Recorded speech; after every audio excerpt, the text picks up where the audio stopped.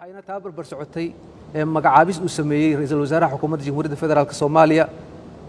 markii uu arkay qodobada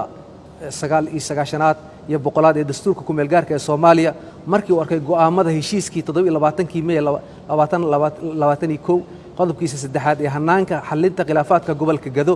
xubintiisa C oo qeexaya magacaabidda guddiga dib u heshiisiinta Gado oo ka kooban dawladaha xubnaha ka ah dawladda federaalka oo aysan ku jirin Jubbaland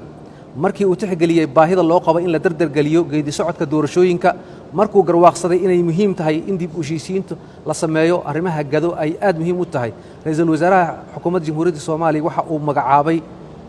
qodobka koowaad magacaabis